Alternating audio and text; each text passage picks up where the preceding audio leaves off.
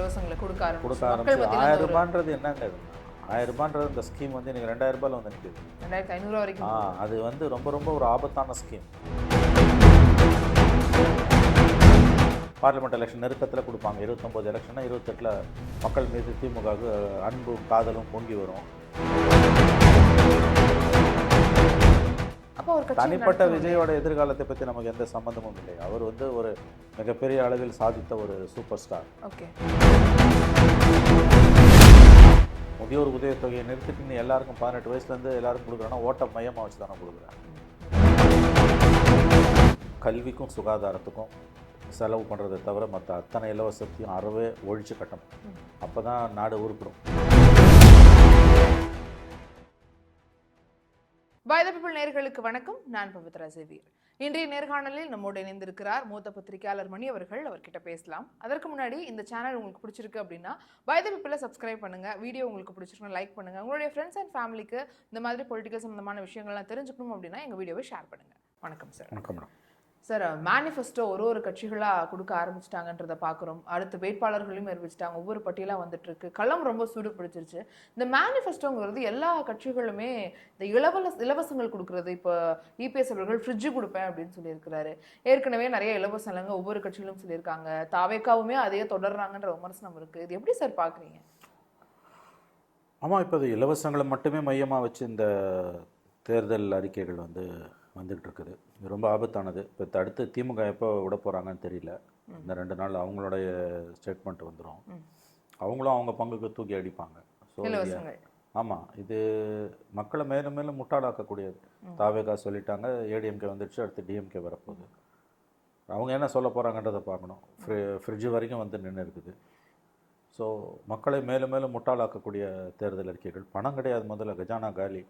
யார் ஜெயிச்சு வந்தாலும் எதுவும் வளைகுடா யுத்தத்தின் அடிப்படையில் பின்புலத்தில் பார்க்கும்போது நிலைமை ரொம்ப மோசமாக இருக்குது. ஸோ இதில் போய் நாங்கள் இலவசங்களை கொடுப்போன்றதெல்லாம் நடைமுறைக்கு சாத்தியம் இல்லாதது. சொன்னதில் ஒரு ஆட்சிக்கு வந்தாங்கன்னா 3 மாதம் போகிறது, 3 வருஷம் போகிறது. கடைசி ஒரு 2 ஆண்டுகளில் 2.5 ஆண்டுகளில் ஓரளவு செய்வாங்க. 1000 ரூபாய் எல்லாருக்கும்னு சொல்லிட்டு ஆட்சிக்கு வந்த 2.5 வருஷம் பொறுத்த ஆரம்பித்தாங்க. அந்த மாதிரி மக்களை மேலும் மேலும் முட்டாளாக்குவதில் இந்த 3 கூட்டணிகளும் திமுக, அதிமுக, தாவேகா போட்டி போட்டு செயல்பட்டு கொண்டிருக்கிறார்கள். இலவசங்களுக்கு மக்கள் மசிவாங்களா சார்? ஏன்னா தொடர்ந்து கொடுத்து பழகிட்டாங்கன்றதுனாலயா? ஏன்னா நிறைய இடத்துல கல்வி இலவசம் வேணும், மருத்துவம் இலவசம் வேணும். இதை நீங்கள் கொடுக்காம பொருட்கள் இந்த மாதிரி கொடுத்து மக்களை ஏமாத்துறது சரி கிடையாது. நம்ம மக்களை போய் சந்திக்கும் போது பேசும்போது சொல்கிற கருத்துக்கள் இப்போ அதிகமாக வர்றதை பார்க்க முடியுது. அப்போ அவங்களுடைய எண்ணங்கள் மாறி இருக்குன்னு பார்க்குறீங்களா? முழுவதும் மாறல. ஆனால் ஆசையை தூண்டுற வேலையை இந்த கட்சிகள் செய்யுது. ஒரு மனிதனை ஏமாத்தணும்னா முதல்ல அவனுக்கு ஆசையை தூண்டணும். அதை தான் இன்றைக்கி செய்கிறாங்க. ஃப்ரிட்ஜ் கொடுக்குறேன்றாரு. இப்போ அடுத்து இவர் என்ன பண்ண போகிறாருன்னு தெரியல. ஸ்டாலின் அவங்க ஒரு ஃப்ரிட்ஜுக்கு பதிலாக நாங்கள் 2 ஃப்ரிட்ஜு கொடுப்பேன்வாங்களா, இல்லை வாஷிங் மிஷினா, அல்லது இது வேணாம், இது இப்போ பழைய டைலாகு, புதுசாக ஏதாவது ஒன்று செய்யணும். எடப்பாடி ஒன்று செஞ்சால் அது 2 மடங்கு அதிகமாக தான் ஸ்டாலின் செய்வார். 2000 ரூபான்னு முதல்ல ஆரம்பித்தது எடப்பாடி. அது பிறகு இவர் அந்த 5000 ரூபாவை போடும்போதே அதை சொல்லிட்டார். 2000 ரூபாய் நாங்கள் கொடுக்க போகிறோன்ட்டார். 2500 ஏலம் விட்டுன்னு போகிறாங்க அவங்க. ஸோ இவங்க மக்களை போட்டி போட்டுக்கிட்டு ஏமாத்துறாங்க. நாளைக்கு உன் தலையில் தான் இது விடிய போகுது. எல்லாருக்கும் அது கிடைக்க போகிறதும் கிடையாது. இதால் உன் பிரச்சனை ஒன்றும் தீர போகிறதும் கிடையாது. இந்த அறிவு மக்களுக்கு இல்லை. கல்விக்கும் சுகாதாரத்துக்கும் செலவு பண்ணுறதை தவிர மற்ற அத்தனை இலவசத்தையும் அறவே ஒழிச்சு கட்டணும். அப்போ தான் நாடு உருப்பிடும். மதிய உணவு திட்டம் கண்டிப்பாக வேணும். ஏன்னா அது கல்வி இடைநிற்றல் நிறுத்துது. அதை காலை சிற்றுண்டி மாற்றினார். வரவேற்கத்தக்கது, பாராட்டுக்குரியது ஸ்டாலின் செய்தது. அது எல்லா பள்ளிகளுக்கும் விரிவுபடுத்தப்படணும். சுகாதாரம், கலைஞர் காப்பீட்டு திட்டம், அந்த மாதிரியான திட்டங்கள் 100% முழு அளவில் இலவசமாக கொடுக்கப்படணும். இந்த மாதிரி சுகாதாரத்துக்கும் கல்விக்கும் கொடுக்கறத தவிர மற்றது எல்லாம் வேஸ்ட்டு. மக்களை ஏமாற்றக்கூடிய தன்மை கொண்டது. 1000 ரூபானா 2000 ரூபான்றதெல்லாம் மக்களை முட்டாளாக்கக்கூடிய விஷயங்கள். மக்கள் இதில் ஏமாறக்கூடாது. பட் மக்களை நீங்கள் குறை சொல்ல முடியாது. வறுமையில் இருக்கவனுக்கு கையில் ஒரு 100 ரூபாய் கிடைக்குதுன்னா அவன் ஆட்சியாளர்கள் சொல்கிறத கேட்க தான் செய்யும். அந்த பலவீனத்தை தான் இவங்க திமுக, அதிமுக 2 பேரும் பயன்படுத்திக்கிறாங்க. குறிப்பாக திமுக ரொம்ப அதிகமாக பயன்படுத்திக்கிறது. ஓகே, ஏன் சார் திமுக அதிகமாக பயன்படுத்துகிறாங்கன்னு சொல்கிறீங்க? அதிமுகவும் தானே பயன்படுத்துகிறாங்க. அதிமுக பயன்படுத்துகிறாங்க. இவங்க ஆரம்பித்தது இவங்க தானே. உங்களுக்கு ஓகே, இலவசங்களை கொடுக்க ஆரம்பிச்சு 1000 ரூபான்றது என்னங்க? இதெல்லாம் 1000 ரூபான்றது இந்த ஸ்கீம் இன்னைக்கு 2000 ரூபாயில் நிற்குது. 2500 வரைக்கும். அது ரொம்ப ரொம்ப ஒரு ஆபத்தான ஸ்கீம். தமிழ்நாட்டை மட்டும் 13 மாநிலங்கள் கிட்டத்தட்ட அந்த ஸ்கீமில் இன்றைக்கி மாட்டிக்கிட்டு முழிக்குது. ஸோ அந்த 2000 ரூபான்றது எந்த கணக்கில் நீ கொடுக்குற? முதியோர் உதவித்தொகையை நிறுத்திட்டு நீ எல்லாருக்கும் 18 வயசுலேருந்து எல்லாருக்கும் கொடுக்குறேன்னா ஓட்ட மையமாக வச்சு தானே கொடுக்குற. நீ பெண் கல்வியை இலவசமாக கொடுத்துட்டு போ, பெண்களுக்கான மருத்துவத்தை இலவசமாக கொடுத்துட்டு போ. இப்பயே கொடுக்குறீங்க, அதை இன்னும் வலுப்படுத்துங்க. அரசு கல்லூரிகளில் 150 அரசு கல்லூரிகள் இருக்குது, கோ எஜுகேஷன். அங்கே பெண்களுக்கு BA, BSc, BCom, MA, MSc, MCom, arts and science காலேஜஸில், ஹியூமானிட்டிஸில் கம்ப்ளீட் ஃப்ரீ எஜுகேஷன் கொடுத்துரு. ஒத்த பைசா கட்ட வேணாம். அது ஒரு நாவல் ஸ்கீமாக இருக்கும்ல, அந்த மாதிரி பண்ணிட்டு போ. அதே மாதிரி இப்போ முதல் தலைமுறை பொறியியல் பட்டதாரின்னா அவங்களுக்கான உதவித்தொகைகளை கல்லூரிகளில் அதிகப்படுத்திட்டு போங்க. அதெல்லாம் நீங்கள் செய்யாமல் வந்து 1000 ரூபாய் தூக்கி கொடுக்குறன்றதெல்லாம் வந்து மக்களை முட்டாளாக்கக்கூடிய வேலை. இது மேலும் மேலும் வந்து இது காம்படிட்டிவ் ஃப்ரீ பீஸாக போயிட்டுருக்குது. இப்போ நீ 1000 ரூபாய் 2000 ரூபாய் 2500 மாட்டான், கஜானா காலி, திருவோடி ஏற்றுவீங்க. அப்போ என்ன பண்ணுவீங்க, மற்றவங்க தலையில் இந்த வரியை ஏற்றுவீங்க. மற்ற சாமானிய மனிதன் தலையில் இந்த வரி ஏறும். ஏற்கனவே ப்ராப்பர்ட்டி டேக்ஸ் 100% ஏறி இருக்குது. சத்தம் இல்லாமல் ப்ராப்பர்ட்டி டேக்ஸை ஏற்றுறோன்னா அனௌன்ஸ் பண்ணிவிட்டு ஏற்றணும், அறிவிச்சுட்டு ஏற்றணும். அந்த அறிவு நேர்மை கூட இல்லாத அரசு சத்தம் இல்லாமல் நைச்சியமாக அதை செய்யுது. ஏன்னா உங்கள்கிட்ட பணம் இல்லை, கஜானா காலி, திருவோடு ஏந்திரிங்க. யார் ஜெயிச்சு வந்தாங்கன்னாலும் மிக கடுமையான பொருளாதார நெருக்கடியை சந்திப்பார்கள். யார் வந்தாலும் சம்பளம் கொடுக்கறது துட்டு கிடையாது, திருவோடு ஏந்தி நிற்கும் நம்ம. ஆகவே இவர்கள் அதை பற்றின கவலை இல்லாமல் இந்த அரசியல் கட்சிகள் மக்களை நன்றாக முட்டாளாக்கி கொண்டிருக்கிறார்கள். ஆனால் அந்த வாக்குறுதிகள்ங்கிற பேரில் இலவசங்களாகட்டும் மானியங்களாகட்டும் அதிகமாக கொடுத்தாலும் அது போய் சேர்றது, அதை எப்போ இம்ப்ளிமெண்ட் பண்ணுவாங்கன்றதையும் சேர்த்து சொல்லணும் அப்படிங்கிற ஒரு வைக்கிறாங்க. அப்படி பண்ணுறது பாசிபிளா? இல்லை இல்லை, அது எல்லாம் இதில் முக்கியமே இல்லை. நீ நிறைவேற்றக்கூடியது நிறைவேற்ற முடியாதுன்ற ஒரு கேட்டகரி இருந்தால் போதும். இது நீங்கள் சொல்ல மாற்ற அடிஷ்னல் சேஃப்கார்ட்ஸ்லாம் தேவையே இல்லை. 1000 ரூபாய் கொடுக்குறேன் தகுதி உள்ளவங்கன்னு சொல்லிட்டு நீ எப்போ ஆரம்பிச்சா, ஆட்சிக்கு வந்து 27 மாதம் பொறுத்த ஆரம்பிச்சா. ஏன்னா உங்கள்கிட்ட பணம் இல்லை. இன்றைக்கி 2000 ரூபான்ற இப்போ ஜெயிச்சு வந்துட்டிங்கன்னா அவ்வளோதான். கொஞ்ச நாளில் ஒரு வாரம் 10 நாளில் பதவியேற்பு அது இதில் போயிடும், மறந்துடுவாங்க. அதுக்கப்புறம் கேட்கும்போது பொருளாதாரம் சரியானவன்னு கொடுக்குறேன்னுவாங்க. பார்லிமெண்ட் எலெக்ஷன் நெருக்கத்தில் கொடுப்பாங்க. 29 எலெக்ஷன்னா 28 மக்கள் மீது திமுகவுக்கு அன்பும் காதலும் பொங்கி வரும். இது திமுக மட்டும் இல்லை, அதிமுக இதே தான் செய்யுது. மக்களை ஏமாத்துறதுல 2 பேரும் போட்டி போட்டுக்கிட்டு இருக்கிறாங்க. ஆகவே இந்த 1000 ரூபாய் ஸ்கீம் இன்றைக்கி 2000 ரூபாய் மாறுறதுன்றதுலாம் வந்து என்னை பொறுத்த வரைக்கும் வந்து ரொம்ப ரொம்ப ஆபத்தான ஒரு பொருளாதார கொள்கை. அதுக்கு அந்த பணம் வந்து முழுக்க முழுக்க வந்து அரசு ஊழியர்களோட சம்பளம், அது அவர்களுடைய ஓய்வூதிய பலன்கள் அதற்கு திருப்பிடப்பட வேண்டும். அதை அவங்க செய்ய மாட்டாங்க. ஏன்னா இது கொடுத்தா தான் ஓட்டு வரும். அது வேறு சுவை கண்டுட்டாங்க. இப்போ அடுத்து யார் வந்தாலும் அதை தொடர்ந்து ஆகணும். 1000 2000 ஆகி 2500 வரைக்கும் போகலாமே ஒழிய 3000 வரைக்கும் அந்த ஸ்கீமை நிறுத்தணும்னு பேசினா அது ஹாட் பொட்டேட்டோ, ஷாக் அடிச்சிட்டோம் உங்களுக்கு. லைவ் ஒயர் கரண்ட்டில் கையை வைக்கிற கதை. ஸோ அது செய்ய மாட்டாங்க. இந்தியாவில் கிட்டத்தட்ட ஒரு 13 மாநிலங்கள் இந்த சிக்கலில் மாட்டி சின்ன பின்னமாகி கொண்டிருக்கின்றன. பெண்களுக்கான மாதாந்திர உதவித்தொகையை கொடுக்கறதுல பெரிய அளவில் சிக்கல் எழுந்திருக்குது. இன்னைக்கு பணம் இல்லை. பெண்களுக்கு பேருந்து இலவசம்னா ஆண்களுக்கும் இலவசம் அப்படிங்கிறது இப்போ இது என்ன எல்லா பேருந்து இலவசம். இன்னைக்கு உங்கள் போக்குவரத்து கழகங்களோட நிலைமை என்னன்னு தெரிஞ்சதுன்னா அவர் இப்படி பேச மாட்டார். 4 ஆண்டுகள் முதலமைச்சராக இருந்தவர் பொறுப்பில்லாமல் இத்தகைய வாக்குறுதிகளை கொடுக்கிறார். திவால் போக்குவரத்து கழகங்கள் திவால். மாதம் அவங்க ஊழியர்களுக்கு சம்பளம் கொடுக்கறதுக்கு அவன் பிச்சை எடுக்கிறான். போய் கேளுங்க டிரான்ஸ்போர்ட் ஆஃபீஸ் டிபார்ட்மெண்ட்டில் போராட்டங்கள் பண்ணிக்கிட்டு இருக்காங்க. 2015 25 வரைக்கும் ரிட்டையர் ஆனவனுக்கு பெனிஃபிட்ஸ் கொடுக்காம நீண்ட போராட்டத்துக்கு பிறகு இப்போ தான் அதை கிளியரே பண்ணியிருக்காங்க. இன்றைக்கி ரிட்டையர் ஆகி போகிறான் பிடிசியில் ஒருத்தானா, அவனுக்கு முந்திலாம் வந்து கடந்த காலங்களில் வந்து 6 மணிக்கு ஒரு சின்னதாக ஒரு பிரிவு உபசார விழா வச்சு ஒரு ஸ்வீட்டு காரம் காஃபி கொடுத்து பொன்னாடை போற்றி அவன் குடும்பத்தை அழைச்சி அவங்கள கௌரவத்தை பண்ணி ஒரு காரில் ஏற்றி கொண்டு போய் வீட்டில் மரியாதையாக விட்டு வருவாங்க. இப்போ 6 மணி முடிஞ்சோன்னா அவன் வந்து கையை உதறிக்கிட்டு சாதாரணமாக வெளியில் நடந்து போகிறான். பிரிவு உபசார விழா கூட அவனுக்கு இல்லை. அவனோட ஓய்வூதிய பலன்கள் வரத்துக்கு 3 வருஷம் 5 வருஷம் ஆகுது. இப்போ தான் போராடி 2015 ரிட்டையர் ஆனவங்களுக்கு 24 வரைக்கும் ரிட்டையர் ஆனவங்களுக்கு கொடுத்துருக்காங்க. இப்போ ரிட்டையர் ஆகிறவங்களுக்குலாம் எப்போ வரும்னு தெரியாது. இப்போ கொடுத்துட்டான், ஏன்னா எலெக்ஷன் வருதுன்னு. இப்போ ரிட்டையர் ஆகிறவனுக்குலாம் என்ன, இப்போ புது கவர்மெண்ட் வரும், அவன் கவலையப்பட மாட்டான் யார் வந்தாலும், திமுகவோ அண்ணா திமுகவோ. அப்போ எதுக்கு இதை சொல்லணும்னா, ஆல்ரெடி தமிழ்நாட்டிலுடைய அரசு போக்குவரத்து கழகங்கள் திவால் ஆகிட்டு இருக்குது. அதில் நான் வந்து பெண்களுக்கு மட்டும் இல்லை ஆண்களுக்கு இலவசமாக கொடுப்பேன். எப்படி கொடுப்பேன்? வெறும் ஒயிட் பஸ் கிடையாது, எல்லா பஸ்ஸுமே பெண்களுக்கு இலவசம் கொடுப்பேன். டீலக்ஸ்ல இருந்து எல்லாமே. அவர் என்னங்க வாயில வந்தாலும் எதை வேணா பேசலாம். அவருக்கு என்ன வந்து ஆட்சிக்காக வரப்போறாரு, அதனால அள்ளி விடுவார் அவர். எல்லா பஸ்லையும் பேருந்து கூட்டினா எல்லா பேருந்து போக்குவரத்து கழகத்தை இழுத்து மூடணும். அது எப்படி நீ கொடுப்பேன்? உங்கள்கிட்ட நான் தான் சொன்னேன், உங்கள்கிட்ட சம்பளம் கொடுக்கவே துண்டு இல்லையா? மாதம் நீங்கள் கடன் வாங்கிட்டு இருக்கீங்க. எல்ஐசி கிட்ட, மத்திய அரசுக்கிட்ட, தனியார் நிறுவனங்கள்கிட்ட, வங்கிகளிடம் நீங்கள் கடன் வாங்கி தான் வந்து மாதம் உங்கள் சம்பளத்தையே போடுறீங்க. இதில் நான் ஆம்பளைங்களுக்கும் ஃப்ரீயாக கொடுப்பேன்னா நீ எப்படி கொடுப்பேன்ற நான் உங்கள்கிட்ட இல்லை. உடனே நாங்கள் பொருளாதாரத்தை மேம்படுத்தும் அப்படி இப்படிலாம் கம்பி கட்டுற வேலையை செய்கிறாங்க. இது ரொம்ப ரொம்ப ஆபத்தான ஒரு போக்கு. தமிழ்நாட்டில் இது வந்து போட்டி போட்டுக்கிட்டு இந்த இலவசங்கள் என்ற கல்ச்சர் வந்து மாநில நிதி நிலைமையை சூறையாடுது. நான் இலவசங்களுக்கு எதிரானவன் கிடையாது. நான் திரும்பவும் சொல்கிறேன், கல்வி என்று சுகாதாரம் அது ரெண்டை தவிர மற்ற எதுக்குமே கொடுக்காத. முழுக்க அத்தியாவசிய தேவைகளுக்கு அவ்வளோதான். 1000 ரூபான்றது வந்து நிச்சயமாக வந்து தேவையற்ற இலவசம். டேஸ்ட் ஃப்ரிட்ஜுன்றது தேவையற்றது. அவன் சம்பாதிச்சான் வாங்கிக்க போகிறான். அத்தியாவசியத்தில் எதுலையுமே அது தேவையில்லை. அதுவே இது ரொம்ப ரொம்ப ஆபத்தான ஒரு காலகட்டத்துக்குள்ள நம்ம போயிட்டு இருக்கோம். ஆனால் அவங்க இதை எதோட ஒப்பிடுறாங்கன்னா, ஜெயலலிதா அவர்கள் இருந்த பொழுது ஃபேன் கொடுத்தாங்க, அவங்க வந்து மிக்சி கொடுத்தாங்க. அப்போ அந்த மாதிரியான ஒரு இடத்துல தான் இந்த ஃப்ரிட்ஜும் வருது. வீட்டு உபயோகப் பொருட்களும் போது இது ஒரு பெரிய இம்பாக்டை கொடுக்கும் அப்படின்னு நினைக்கிறாங்கல்ல சார்? அது எப்படி ஒப்பிடுறாங்க? கடந்த காலங்கள் வேறு. ஜெயலலிதா 2011 கொடுத்தாங்க, இப்போ 15 வருஷம் ஆகுது. அவங்களாலேயே முழுதும் கொடுக்க முடியல. இன்றைய சர்வதேச பொருளாதார சூழல் இன்னும் ஆபத்தாக இருக்குது. ஆகவே இவையெல்லாம் அவ்வளவு சுலபமானவை அல்ல. மிக மிக கடினமான ஒரு காலகட்டம் இது. இந்த இலவசங்கள்லாம் அதிமுக கொடுத்துருக்கக்கூடிய அறிவிப்புகள் வந்து மிக மிக தவறானவை, நிதி ஆதாரங்கள் இல்லாதவை. தமிழ்நாட்டு மக்களை அண்ணா திராவிட முன்னேற்ற கழகம் நன்றாக ஏமாற்றி கொண்டிருக்கிறது. அடுத்து திமுக வந்து தாம் பங்குக்கு அது மக்களை இதை விட அதிகமாக ஏமாற்றும். நல்லதொரு நாடகம் நடக்க காத்திருக்கிறது. பொறுமையாக இருந்து பாருங்கள். ஏற்கனவே திமுக கொடுத்த வாக்குறுதிகள் எதையுமே நிறைவேற்றலைங்கிற ஒரு பெரிய விமர்சனம் இருக்கு.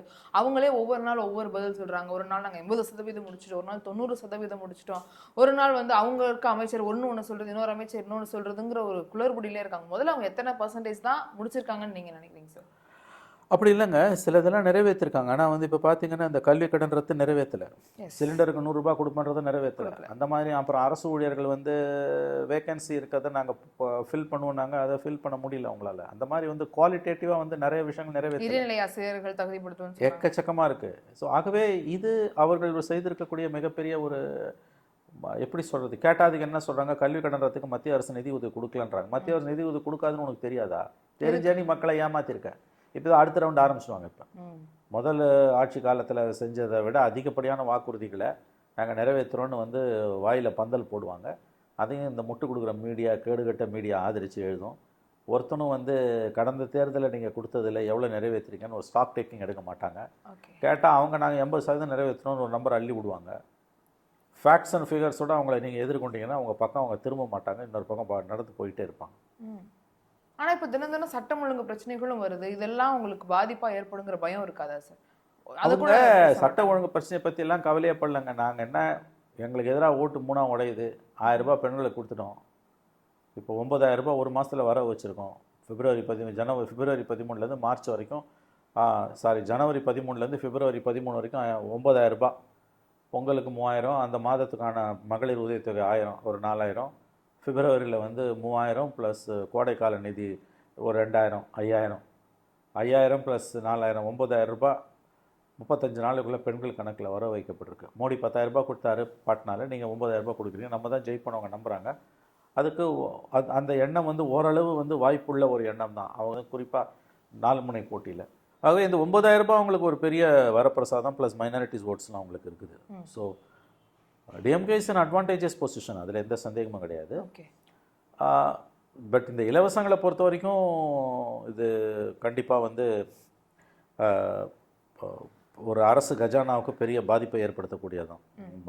சீமானை தவிர எல்லாரும் இதை செஞ்சுட்டு இருக்காங்க. ஆனால் 9000 ரூபாய் பெண்களுக்கு கொடுத்துருக்குறாங்க, பெண்கள் அந்த காசு வாங்கியிருக்காங்கனாலும் பெண்கள் பாதுகாப்பு ஒரு பெரிய கேள்விக்குறியாக இருக்குது. தினம் தினம் பாலியல் குற்றங்கள் அதிகமாகிட்டே இருக்குது. சின்ன குழந்தையிலேருந்து மூதாட்டி வரைக்குமே பாதுகாப்பு இல்லாத ஒரு சூழல் தான் இருக்குது. அப்படிங்கிறதும் அதிகமாகிட்டே இருக்குது. தினமும் செய்திகள் பார்க்குறாங்களே சார், அது இம்ப்ளிமெண்ட் பண்ணாதா? இல்லை அது ஒரு பெரிய மாற்றத்தை கொண்டு வராதா? அது பொட்டி திறக்கும் போது தான் தெரியும். அது பரந்துபட்ட அளவில் பார்க்கும்போது பெனிஃபிஷியரிஸ் தானே அதிகம். அப்படியே நீங்கள் தடிக்கு விழுந்தா பாலியல் வன்முறை, ரேப் நடக்குது அப்படி சொல்ல முடியாது. அந்த அளவுக்கு இல்லை. இன்சிடென்ட்ஸ், நம்பர் ஆஃப் இன்சிடென்ட்ஸ் அதிகரிச்சிருக்க ஒழிய ரோடை விட்டு நீங்கள் வீட்டை விட்டு வெளியில் ரோட்டில் காலை வைக்க முடியாதுன்ற அளவுக்குலாம் ஒன்றும் நிலைமை இல்லை. அது அதீதமான வார்த்தைகள். அப்படி இருக்கும்போது இந்த 9000 rupees அவங்களுக்கு ஒரு பெரிய பெனிஃபிட்ஸ் தான். அது அவங்க பக்கம் this an advantage situation for DMK தான். இந்த தேர்தல் வந்து 4 முனை போட்டி, பெண்களுக்கான நலத்திட்ட உதவிகள் இதெல்லாம் பார்க்கும்போது it's a clear advantages situation for DMK. இப்போ விஜய் அவர்கள் கொடுத்துருக்க வாக்குறுதிகளில் பெண்கள் பாதுகாப்பு முக்கியமாக கொடுத்துருக்கு. ஒரு டார்க் ஸ்பாட் கூட இல்லாத அளவுக்கு நாங்கள் கேமரா போடுவோம், 500 காவலர்கள் எப்போவுமே பெண் காவலர் அதுவும் மஃப்ரியில் இருப்பாங்க அப்படிங்கிற மாதிரி சொல்லியிருக்காரு. இதெல்லாம் பாசிபிளா சார்? வாயில பந்தல் போடலாங்க. அவர் நிறைய விஷயங்கள் அப்படி பேசிட்டு போகிறார். அதெல்லாம் அவ்வளோ ஈஸியானது கிடையாது. மக்களும் மாறணும், போலீஸோட அணுகுமுறையும் மாறணும். இது எல்லாமே சிவில் சமூகத்துக்கும் இதில் பொறுப்பு இருக்குது. வெறும் போலீஸ் ஆக்ஷன் மூலமாக மட்டும் இதை சரி செய்ய முடியாது. அவர் சொல்லக்கூடிய பல தீர்வுகள் வந்து நடைமுறைக்கு ஒத்து வராதவை. அவர் ஒரு கனவுலகத்தில் உட்டோப்பியன் வேர்ல்டில் வாழ்ந்துட்டு இருக்கார். தாய்மாமன் மோதிரம் சொல்றாரு, அதெல்லாம் வந்து பெண்களுக்கு சூறையாடுது. சீல் சொல்றாரு. கஜானாவை சூறையாடுற விஷயங்கள். பணம் கிடையாது. முதல்ல கஜானா பணம் தான் அடிக்கணும். போய் மின்ட்டு தான் இவர் தான் வந்து வேணாம் பணத்தை அடிச்சுட்டு வரணும். 100% சாத்தியமில்லாத வாக்குறுதிகளை கொடுத்து கொண்டிருக்கிறார். இன்னும் நிறைய வாக்குறுதிகள் வரப்போகுதுன்னு சொல்றாங்க. அவ்வளோதான். இன்னும் அதை சொல்லுவாங்கல்ல, ஜெயிக்குவா போகிறாங்க, அள்ளி விட வேண்டியதான். ஜெயிக்கிறோம் பட வேண்டிய கவலை அது. அள்ளி விட்டு போக வேண்டியதான். அது ஒன்றும் பெரிய அளவில் மக்கள் மத்தியில் ஈடுபடாதுன்னு தான் எனக்கு தோணுது. இப்போ அவங்க வந்து அதிமுகவோட வாக்குறுதிகளையும் திமுகவோட வாக்குறுதிகளையும் சேர்த்து அவங்க ஒரு மேனிஃபெஸ்டோ ரெடி பண்ணி கொடுத்துருக்காங்க. இப்போ தாலிக்கு தங்கம் இவங்க சொன்னாங்கன்னா இவங்க அதை மாற்றி கொடுத்துருக்காங்க. இப்போ இவங்க என்ன கொடுக்குறாங்களோ அதை கொஞ்சம் மாற்றி கொடுத்துருக்காங்க. இதெல்லாம் சேர்த்து அவங்க மேனிஃபெஸ்டோன்னு கொடுக்குறாங்க. ஆனால் அவங்க மாற்று சக்தின்னு சொல்லி வராங்க. அது ஒரு பெரிய எதிர்மறையான ஒரு விஷயமா இருக்குங்கிறதையும் சொல்றாங்களே சார். அவங்க மாற்று சக்தியை ஏற்றுக்க முடியுமா? கண்டிப்பாக மாற்று சக்தி கிடையாது. அவர்கள் மாற்று சக்தி இல்லை. அவர்கள் இப்போதைக்கு மாற்று சக்தி இல்லை. அந்த தோற்றம் அவரிடம் இருக்கிறது. பல விஷயங்கள் அவங்களுக்கு கருத்தே இல்லை. அவர்களை மாற்று சக்தி என்று இந்த நேரத்தில் ஏற்றுக்கொள்ள முடியாது.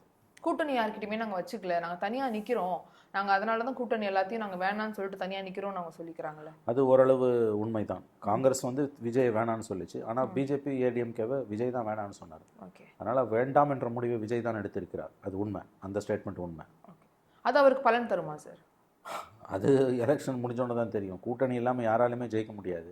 இவர் மட்டும் எப்படி ஜெயிப்பாருன்றது தான் கடினமான கேள்வி. ஜெயிக்கலனாலுமே ஜெயிக்கிறார் ஜெயிக்கல, அது பாசிபிலிட்டிஸை பொறுத்தது. பட் ஆனால் தாவேகா அப்படிங்கிற ஒரு கட்சிக்கு அவர் வந்து கொள்கை எதிரின்னு சொல்றாரு பிஜேபி. அதனால அங்கே கூட்டணி வச்சிருந்தாருன்னா ஒரு பெரிய டேமேஜ் ஏற்படுங்கிறதுனால வேண்டாம்னு சொல்லியிருப்பாருங்கிற ஒரு தகவல்கள் போயிட்டு எஸ் அவர் பிஜேபி எதிர்ப்பில் உறுதியாக இருக்கார். நடுப்பர் எஸ் ஷோர். ஆனால் அவர் பண்ண தப்பு பிஜேபியோட பேசுகிறாங்கன்னு பேச்சுக்கள் செய்திகள் வந்தப்போ அதை மறுத்துருக்கணும். அதை மறுக்காமல் 2 வாரம் அதை அவர் ரசித்தது சிறுபான்மையின மக்கள் மத்தியில் ஒரு சந்தேகத்தை கிளப்பி அவர்கிட்ட இருந்து அந்த வாக்குகளை பிரித்து எடுத்துகிட்டு போய் டிஎம்கே பக்கம் சேர்த்துருச்சு. அதனால் அதை அவர் வந்து தப்பு பண்ணிட்டார். தினத்தந்தியில் கொட்டை எழுத்தில் பேனர் போடுறான் என்டிஏவில் விஜய்னு. மறுப்பு அறிக்கை விட்டுருக்கணுமா இல்லையா? மறுப்பு அறிக்கை விடவே இல்லை. 1.5 வருஷத்துக்கு முன்னால் தினமலரில் 1.5 வருஷத்துக்கு முன்னால் தினமலரில் வந்து அதிமுக கூட்டணியில் விஜய்னப்போ அதுக்கு மத்தியானமே மறுப்பு தெரிவித்து அறிக்கை கொடுத்தாங்க. அந்த மாதிரி எதுவுமே இல்லை. நீங்கள் அதை ரசிச்சிங்க. இந்த முறை பிஜேபியோட நீங்கள் போகிறீங்கன்றதை வந்து தகவலெல்லாம் 2 வாரம் ரசிச்சிங்க. கடைசியில் போலன்னு முடிவு பண்ணீங்க. ஆனால் அதுக்கு முன்னால் அந்த 2 வாரம் அந்த பேச்சை ரசித்தது ஓரளவு உங்களுக்கு இருந்த விஜய் மக்கள் ஆதரவை மறுபடியும் திமுக அதிமுக பக்கமே கொண்டு போய் சேர்த்துருக்கு. இது ஒன்று தான் அவர் பண்ண ஸ்ட்ராட்டஜிக் பிளண்டர். ஓகே. இப்போ இதுக்கப்புறம் ஒரு வேற ஏதாவது மாற்றங்கள் கொண்டு வரதுக்கு வாய்ப்புகள் இல்லை? அது என்ன கேட்டால் அவரை தான் கேட்கணும். நீங்கள் எனக்கு எப்படி தெரியும்? Okay sir. இப்போ வந்து சீமான் அவர்கள் நிறையா விஷயங்கள் சொல்லியிருக்காரு. அவரும் இலவசங்களுக்கு எதிரானவர்னு அவர் அடையாளப்படுத்திக்கிறாரு. அது ஒரு சிலருக்கு உடன்பாடு இருக்கு, உடன்பாடு இல்லை. ஆனாலுமே அவர் கொடுத்துருக்க மேனிஃபெஸ்டோ வந்து தொழிற்சாலைகள் அதிகமாக ஒரு விவசாயத்துக்கு முக்கியத்துவம் கொடுப்போம் அப்படிங்கிற மாதிரி வீடியோ எல்லாம் போட்டிருந்தாரு. ப்ரெஸ் மீட்டை வச்சு அழகா பேசியிருந்தாரு. இது வந்து ஒரு வரவேற்கத்தக்கது அப்படிங்கிற ஒரு விஷயம் இருக்கு இல்லை சார்? நோக்கங்கள் உயர்வானவை. நடைமுறையில் நிறைய சிக்கல்கள் இருக்குது. யதார்த்தவாதியாக அவர் மாறினார்னா நல்லது. மற்றபடி இந்த வெறும் வாக்குறுதிகளை மட்டும் வச்சுட்டு பார்த்தீங்கன்னா இவையெல்லாம் நடைமுறை சிக்கல் நிறைந்த வாக்குறுதிகள். இவற்றை நிறைவேற்றுவது என்பது கடினம். இப்போ ரயில்வே எல்லாம் நம்ம வந்து தமிழகத்துக்கு மாநில அந்தஸ்துக்குள்ள கொண்டு வரணும் அப்படிங்கிறத சொல்றாங்க. அதெல்லாம் பாசிபிள்? 100% வாய்ப்பே இல்லைங்க. 100% வாய்ப்பே கிடையாது. ஆனால் எப்படி அது ஒரு அரசியல் தலைவர் வந்து மேனிஃபெஸ்டோவில் அப்படி சொல்ல வேண்டியதான். யார் கேட்க போகிறோம்? வாய்ப்பில்லாத பேச வேண்டியதான். கல்வியையும் சுகாதாரத்தையும் மாநில பட்டியலில் கொண்டு வருவோம்னு சொன்னீங்கன்னா அது ஓகே, புரிந்து கொள்ளலாம். எல்லாருமே அதை வருஷம் ஒவ்வொரு தேர்தலையும் சொல்கிறாங்க. ஆனால் எப்பயுமே ரயில்வேஸ்ன்றது மத்திய அரசு பட்டியலில் இருக்குது. அதை கொண்டு நீங்கள் எப்படி மாநில அரசு பட்டியலில் கொண்டு வர? வாய்ப்பே கிடையாது. ஒரு இடத்துல இன்னொரு இடத்துக்கு போகணும். இந்தியா பூரா இணைக்கக்கூடிய ஒரு துறை என்பது இந்திய அரசிடம் தான் இருக்க முடியுமே தவிர ஒரு மாநில அரசிடம் இருக்க முடியாது. பிரசிடென்ட் எல்லாரும் ஓட் பண்ணி செலக்ட் பண்ணணும்னு சொல்றாரு. சிஸ்டத்தையே மாத்துறாரு. எதுவுமே நடைமுறைக்கு சாத்தியம் இல்லாததுங்க.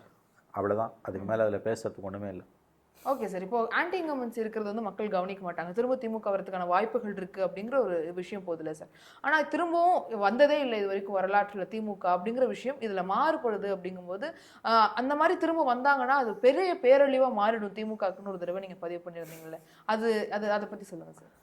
இல்லை, அது நான் எந்த கண்டெக்ஸ்டில் சொன்னேன்னு தெரியல. தொடர்ந்த வெற்றிகள் கட்சிகளுக்கு ஆபத்து. 2 தடவை தொடர்ந்து ஜெயிச்சதால தான் ஏடிஎம்கே இன்னைக்கு இந்த நிலைமையில் இருக்குது. ஓகே. அந்த நிலைமை திமுக வந்துடக்கூடாதுன்னு தான் நான் விரும்புகிறேன். ஆனால் அவங்களுக்கு வெற்றி கிடைச்சதுன்னா கண்டிப்பாக அவங்க பிரச்சனைகள் வேறு மாதிரி மாறும். இன்றைக்கி ஜெயலலிதா மரணத்துக்கு பிறகு 2 முறை வெற்றி பெற்ற பிறகு அதிமுக எந்த கண்டிஷனில் இருக்கோ அந்த கண்டிஷனில் ஒருவேளை இந்த முறை திமுக வெற்றி பெற்றால் 31 இருக்கும். இப்போ திமுக வெற்றி பெற்றால் அதிமுகவோட கட்சி திரும்ப என்ன நிலைமைக்கு போய் சேரும்? ஏன்னா இப்ப அவங்க திரும்ப ஆட்சிக்கு அதிமுக வரலன்னா அது எப்படி? மிகப்பெரிய நெருக்கடிக்கு உள்ளாகும். இந்த முறை தேர்தலில் தோற்றால் எடப்பாடிக்கு எதிராக மிகப்பெரிய கலகம் அதிமுகக்குள் வெடிக்கும். ம். அதுக்கு மேற்கொண்டு அது என்னவாகும் நம்மளால ப்ரெடிக்ட் பண்ண முடியல. தாவேக்கா களத்துல நிப்பாங்களா சார் அடுத்த 5 வருஷத்துக்கு? தெரியலங்க, அது விஜய் கிட்ட கேட்க வேண்டிய கேள்வி. அவருடைய அனுபவத்தை வச்சு பார்க்கும்போது அவர் நிற்பாரா என்கின்ற சந்தேகம் தான் எழுகிறது. அப்ப சினிமாவும் அவர் நடிக்க மாட்டேன்னு சொல்லிட்டாரு. அது அப்புறம் அவர் என்ன பண்ணுவாருன்ற ஒரு அவர் சாப்பாட்டுக்கு என்ன பண்ணுவாருன்னு பவித்ராக்கு எதுக்கு கவலை? தார்மீகமா அவர் வரமாட்டேன்னு எதுக்கு சொல்றாரு. சாப்பாட்டுக்கு பற்றி நம்ம எதுக்கு கவலை பண்ணோம்? அவர் 250 கோடி ஒரு படத்துக்கு வாங்குறாரு மேடம். ம். 10,000 கோடிக்கு மேலே அவர் இன்னைக்கு வச்சிருப்பாரு. ஓகே. அவருடைய எதிர்காலத்தை பற்றி நாம் கவலைப்படக்கூடாது. தாவேக்காவின் எதிர்காலம் என்னன்னு தான் கவலை பண்ணணும். அப்ப அவர் கட்சி தனிப்பட்ட நடத்தணும் இல்லையா? விஜயோட எதிர்காலத்தை பற்றி நமக்கு எந்த சம்பந்தமும் இல்லை. அவர் ஒரு மிகப்பெரிய அளவில் சாதித்த ஒரு சூப்பர் ஸ்டார். ஓகே. அவர் ஒரு கட்சி வச்சிருக்காரு. இந்த தேர்தலில் தோற்றால் தாவேக்கா என்னவாகும் நீங்க கேட்டிருந்தீங்கன்னா அது நியாயமான கேள்வி. ம். மாறாக நீங்க விஜய் என்னவாவார்? இல்ல அதுதான் கேட்க வர. தாவேக்காவுடைய அடுத்த நிலைப்பாடு என்னவா இருக்கும்? இந்த 5 வருஷம் தொடர்ந்து கட்சி நடத்துவாங்களா? ஒவ்வொரு மாவட்டத்திலையும் மாவட்ட செயலாளர்கள் இயங்குவாங்களா? அடுத்த தேர்தலில் அவங்க போட்டியிடுற அளவுக்கு அவங்க வலுவா இருப்பாங்களாங்கிறது தான் கேள்வி. தெரியலங்க, அது அவர்களுடைய அரசியல் நிலைப்பாடுகள் பொறுத்தது. இப்போதைக்கு அவருடைய அணுகுமுறையை பார்க்கும்போது தோல்வி அடைந்தால் அவர் அரசியலில் நீடிப்பாரா என்பது சந்தேகம். ம். இது வரைக்கும் பொலிட்டிக்கல் ஆக்டிவிட்டியே இல்லை அவர்கிட்ட. அப்போ ஒருவேளை கட்சி தோல்வியை தழுவுச்சுன்னா அவர் என்ன செய்வார்ன்றது $1 மில்லியன் கொஸ்டின். அவர் கட்சி இருக்குமா இல்லையான்றதெல்லாம் இப்போ பதில் சொல்ல முடியாது. இப்போ சீமான் அவர்களுடைய ஓட்டு வங்கி ஒவ்வொரு தேர்தலையுமே அதிகமாயிட்டே இருக்குங்கிறத நம்ம பார்க்குறோம். ஆனால் இப்போ இந்த தேர்தலில் வந்து தாவேக்கா இருக்கிறதுனால ஒரு சதவீதம் வாக்கு அவருக்கு போக வாய்ப்பு இருக்கு. இப்போ நீங்க சொன்ன மாதிரி விசிகால இருந்து கூட கொஞ்சம் போகும் அப்படின்னு சொல்லியிருந்தீங்க. அப்போ எல்லாருக்கும் யாருக்கெல்லாம் குறையும் நினைக்கிறீங்க? இவர் வந்து யாருக்கு ஸ்பாய்லரா இருக்காரு? யாரு? விஜய் அவர்கள். விஜய் 2 பேருக்கும் ஸ்பாய்லர். ஏடிஎம்கே டிஎம்கே 2 பேருக்கும் ஸ்பாய்லர். ஓகே. மிகப்பெரிய அளவில் 2 பேருக்கும் ஸ்பாய்லர். அவர் சீமான் அவர்களுக்கு அவருக்கும் ஸ்பாய்லர். 3 பேருக்கும் ஸ்பாய்லர். களத்துல எல்லாருக்குமே ஸ்பாய்லரா வந்திருக்காரு. Vijay is a spoiler for all party. That's why he is called a disruptor. Okay. அவர் இடையூறு ஏற்படுத்தத்தான் வந்திருக்கிறார். அது கரெக்டா நடக்கும் தேர்தல்ல. ஓரளவாவது நடக்கும். அது அவர் டிஸ்ரப்ஷன் கண்டிப்பாக பண்ணுவார். ஆனால் அந்த டிஸ்ரப்ஷனால because of is disruption advantage வந்து டிஎம்கேக்கா ஏடிஎம்கேக்கான்றதை நம்ம இன்ட்ரெஸ்டிங்லி நோட் பண்ண வேண்டிய விஷயமா இருக்கு. இப்போ சிறு கட்சிகள்லாம் அந்த மற்ற சின்னத்தில் நிற்கிறது வந்து ஒரு மைனஸ் அப்படிங்கிறத சொல்லியிருந்தீங்க. இப்போ திமுக வந்து மதிமுகவுக்கு 4 கொடுத்துருந்தாலுமே அதில் 3 சூரியனில் நிற்க போகிறாங்க, 1 தான் அவங்க தனியாக நிற்க போகிறாங்க அப்படிங்கிறத பார்க்குறோம். இந்த மாதிரி எல்லா கட்சிகளுக்குமே இங்கேயும் தாமரையில் நிற்கிறாங்க, ஜிகே வாசனுங்கிறத பார்க்குறோம். இப்போ இது வந்து அந்த கட்சியுடைய ஒரு ஆதிக்கமாக இருக்கா, இல்லை இது வந்து அந்த இன்னொரு கட்சியை வந்து நீர்த்து போக செய்யுமா? ரெண்டும் ஒரே கேள்வி தான். 2 பேருமே வந்து it's a domination and it will dilute their power. Correct. 2 கேள்வியும் ஒத்துக்கிறாங்க அந்த கட்சிகள். அது அங்கே தான் கேட்கணும் நீங்கள். ஏன்னா வந்து பதவி கிடைக்குது, அவங்க ஒத்துக்கக்கூடாது. இது நல்ல கேள்வி. அவங்க ஒத்துக்கக்கூடாது. ஒரு ஓட்டு இருந்தாலும் அவன் தனியாக தான் நிற்கணும். ஆனால் கூட ஏன் சிம்பிளில் நிற்க வைன்றது பெரிய கட்சிகளோட ஆணவம், சிறிய கட்சிகளோட பேராசை. ஓகே. பெரிய கட்சிகளின் ஆணவம், சிறிய கட்சிகளின் பேராசை. இந்த மாதிரி கட்சிகள் தான் சிம்பிளில் நில்லுன்னு சொல்லுதுன்னா அந்த கட்சிகளை நம்ம புறக்கணிக்கணும். ஓகே. ஏன்னா இது political arrogance. Okay. Okay sir, இந்த களத்தில் நிறைய விஷயங்கள் நம்மக்கிட்ட பகிர்ந்துக்கிட்டீங்க. இன்னும் நிறைய விஷயங்கள் நடக்க போகுது ஒவ்வொரு நாளும். இன்னொரு சந்திப்பில் நிறைய விஷயங்கள் பேசலாம். இவ்வளோ நேரம் எங்ககிட்ட பேசினா உங்களுடைய கருத்துக்களுக்காக, உங்களோட நேரத்துக்காகவும் ரொம்ப நன்றி. நன்றி மேடம், நன்றி.